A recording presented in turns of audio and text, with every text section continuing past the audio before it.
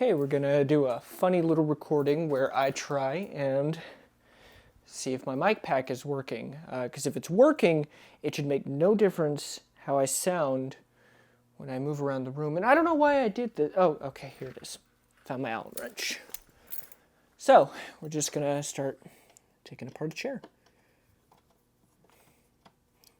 I think if this works, this is really kind of the experience I wanted, which is to be able to move around irregardless, of what my camera setup is, and to have that sound on tape experience. Because when I was getting an education, in doing this, we were taught about the two ways you could do, which was one track and two track recording, which was that one track was described as a sound on tape experience,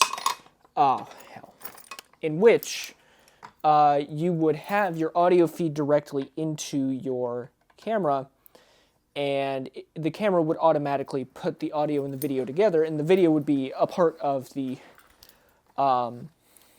video file. And then you had two track, which is where you had better, more dedicated audio equipment, and you synced it up later in post. And if you were really fancy, you would sync it up using a digital time encoder, which would inject time code into both the audio file and the video file. So it was like you did it one track. And that's really the reason why I do one track, is because I don't have that. Now, I understand you can absolutely do it in the sense of using a clapperboard and going and syncing it visually in post, but there you go. But that's not necessarily something I like to do, and I'm not necessarily good at it.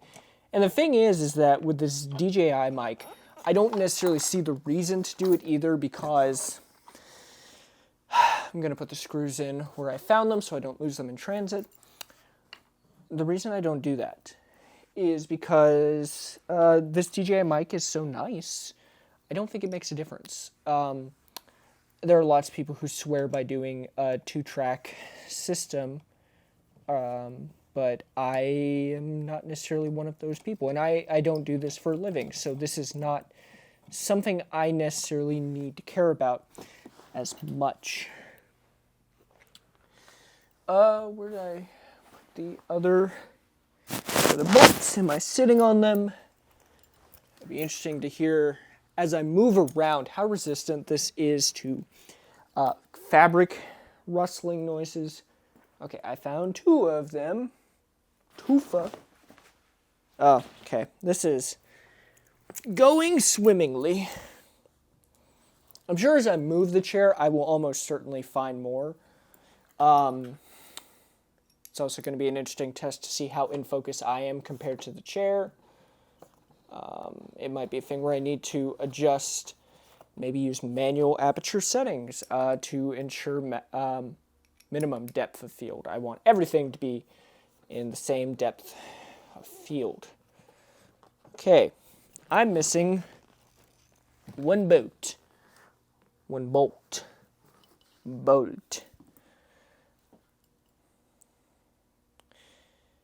I would quite like to find that, because I just had... Okay, now I know there's going to be sound shenanigans right there, because it came forward and hit my chin, which I know probably won't sound great.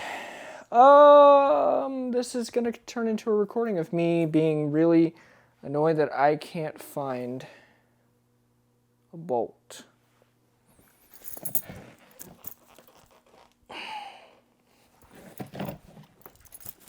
There it is. Now, I say that as I've got the driver. Okay. Yeah, if I ever show this video to Ian, this is what it was like to take apart your chair, and then you're gonna get to see me put it together, because, I'm having to take it apart like this, for the sake of transport. So this is infinitely easier to transport. There's still some height there, but it's not the worst. So Okay, I think that's enough footage where I'm going to be able to figure out if this mic did what I wanted to or not, and figure out if having the camera turned down, like it's basically a line level input at this point. All right, I think this is a good test.